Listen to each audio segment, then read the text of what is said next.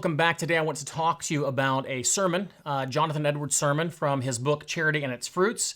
We are on Sermon 9, and we're doing the first video on this sermon. The sermon title is Charity as Contrary to a Censorious Spirit. The sermon is from 1 Corinthians 13:5 and focuses on the words, thinketh no evil. So those who love should think no evil. If you are loving the way that the Lord wants you to love, then you should be one who thinking evil is far from you. And the big idea here is that Edwards wants us to say and wants us to think that we should not assume the worst in others. And some of us, if we were to be honest, do struggle with this. He speaks about those who are quick to condemn others, especially sometimes those we're kind of uncharitable to other people who profess to be Christians. Somebody else professes to be a Christian, and we say, you know what, I'm not so sure. You're probably an unbeliever, and that's the kind of thinking evil. It's making a quick judgment, and it's tending to think the worst of somebody. And we struggle with that, even if it's not on the issue of salvation. We tend to struggle with this, even when it comes to noticing the bad qualities in other people. We focus oftentimes on the bad qualities of other people, and we're slow to notice the good qualities in them. And the truth is that we all have good qualities and bad qualities, and the way of love is to focus on the good qualities of others and to not highlight the poor qualities of others. Many people are urged to judge, or rather are prone to judge the actions of others and to say, you know what, I think they did that, but I think they did that for the wrong reason. So, I mean, it looks like a good thing that they did, but I know them, or I know what's going on here, and I'm sure that they did it for bad reasons, and so really don't think much of that other person. Or perhaps you hear something about someone else, and you hear a bad report about them, and when you hear that bad report, you think, yep, that sounds about right. And you without even really looking into it, without even hearing that person's side of the story, you just say, well, I heard this about the person, and I'm going to assume that is exactly what that person did. And so we have this situation then that honestly probably happens a lot in our own age. It happens, this is not a unique sort of a situation in Jonathan Edwards' day.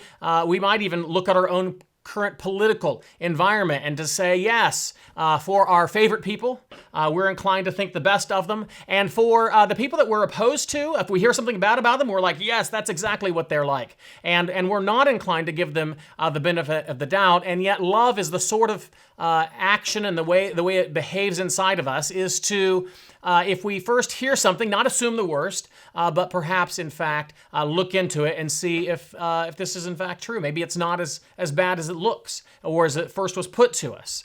And so what we don't want to do is become the sort of people that put the worst construction on what other people do. Yes, that looks good, but they didn't really do something as good as it appears to be. We want then to recognize that this tendency to be negative toward others and to have low opinions of others is not the way of love, and not the way that the Lord would mean for us to be. Now, what we want to have clear here is that it's not a sin, and it's not wrong to have low esteem of others. And it's not wrong to say that action is an action that we don't approve of or we think is a bad action. These are appropriate. So just because you're going to have positive opinion of others or give them the benefit of the doubt doesn't mean you couldn't come to the place where you say, you know what, it's so obvious in this particular instance. In this particular instance, there's really no good way to spin this. This is clearly a bad action. And so when we see sin, clear sins, it is right and righteous for us to oppose it and to say and condemn it. That is sin. That is wicked. You shouldn't act like that. You shouldn't act like that person. And over time, perhaps even that person has shown himself, or that woman has shown herself to be unrighteous. And we can come to that conclusion, and we know that certain people are quite unrighteous. And so it's not improper to do that. But we don't want to do that. What Edwards is getting at here is we don't want to do that without proper evidence. We must have proper evidence. We must look into it. We must be, Edwards says, kind of like a parent who may look into an action of their child, and when you have a child, when it's your own child, you're not thinking, well, I'm hoping to find something bad on this child.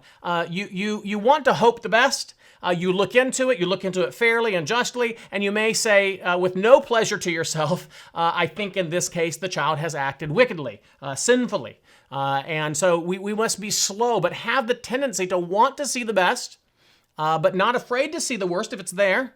And so this is the way that Edwards encourages us to don't assume the worst. Don't jump to that conclusion. And if you're prone to do that, pull back against that.